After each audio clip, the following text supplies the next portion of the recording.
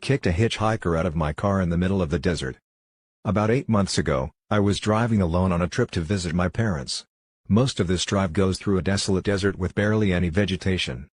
Approximately an hour into the drive I saw a 20-30-year-old with shorts, a t-shirt, backpack, and a water bottle giving me the thumbs up on the side of the road. Considering the road is less used nowadays, I decided to help him out because it didn't seem like he would see anyone else that day. At first, he seemed quite normal at first, but after we introduced each other and had a couple of conversations, he started to act strangely. He would occasionally flick his head twice and make a face, but would continue with the conversation like nothing happened. About 30 minutes after driving him, he started talking politics and was very adamant on his way of viewing things as being correct. I wasn't afraid of sharing my own thoughts and opinions, so I did as respectfully as I could. Without warning, he cut me off mid-sentence and screamed at the top of his lungs. I was shocked and really didn't know what to do. Looking back, he was obviously on drugs. He pushed me past the point of comfort in my own vehicle at that point, so I pulled over and ordered him to get out of my car. He took his stuff and once outside I zoomed off, leaving him at least 30 kilometers away from the nearest town.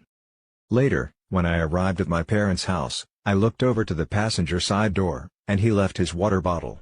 I assumed he was fine, but who knows, maybe I killed some druggie because I didn't look to my right for a couple of hours. Today, my next-door pregnant neighbor knocked on my door. Around 7 p.m. today, I heard some knocking on my door. I opened it and it was my next-door pregnant neighbor. She was, I think, in her 7th or 8th month. She was holding a small plate in her hand. In a very shy voice, she asked me if I can give her some of whatever I was cooking because she liked the smell. I think pregnant women sometimes have strong cravings and they cannot resist it. Anyway, she was shy and apologized a lot for her request since we don't know each other. I laughed and told her it is okay, smile. I was cooking a traditional meal from my country and the recipe has olive oil, garlic, jalapenos and some spices. I think the smell was nice. I gave her some of my dinner, then she left. I watched her walking home like a cute little penguin who's happy with her successful little hunting. I felt really happy too for some reason. I staged a robbery to steal from the store where I work. I work for a chain of 24-hour stores. Some time ago, for obvious reasons, I don't want to say exactly how long, I was working overnights. I hated it. It made me fully nocturnal to the point that the sun actually burned my eyes when I went out during the day. I hated the store, hated my town, and hated all of my co-workers.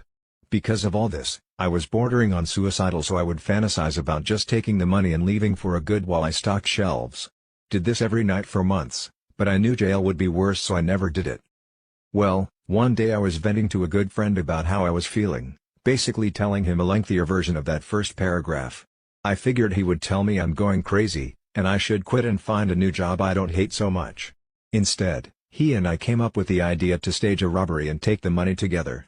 We took about 2 weeks to plan, and I even called out of one shift so we could hammer out the fine details LMFAO. The plan was that he would come in wearing a full face mask, long sleeves, and gloves so that you couldn't tell his ethnicity on the cameras. I also knew all of the camera dead spots, so we planned his escape route in such a way he couldn't really be tracked by them. We had the whole thing rehearsed and ready as if we were putting on a play. So the night finally comes, and I had him wait until my coworker went on break so we wouldn't have an extra variable to plan around. He walks in during our deadest time of the night and we start really playing up the whole thing. He's pointing this fake gun in my face, I'm putting my hands up, shaking my head, all that. He has me lead him to the office where he makes me empty the safe for him, then he has me empty the registers for him on his way out. I give him a few-minute head start while I pretend to be rattled and catch my breath, pretend I can't stop shaking enough to dial 911, and finally go alert my coworker that we were robbed and I was too freaked out to do it myself. The cops show up and take my statement. I told them he spoke with an accent that he did not. I fed them a lot of false info to take any suspicion away from my friend. My coworker saw nothing from the break room, so he couldn't give any info himself. It's corporate policy to give robbers whatever they want, so I got in no trouble at all. As a matter of fact, they paid me a bonus for handling it so well. They also took me off overnight shifts.